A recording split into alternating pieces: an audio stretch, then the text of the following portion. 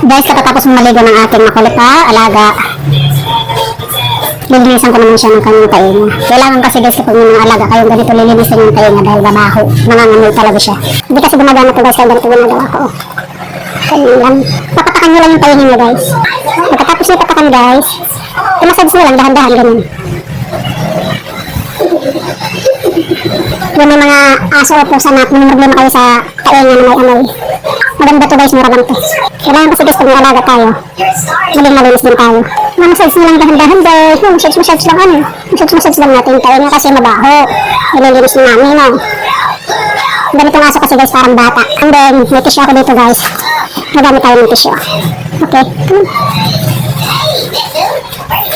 Pero kung may cotton buds naman kayo guys, lagyan mo rin ng cotton buds. Ayun guys oh.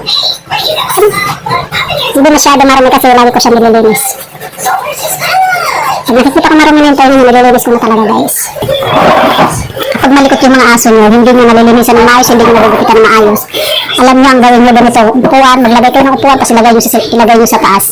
Ay, may sure ako, magagawa nyo yung gusto nyo gawin sa kanila.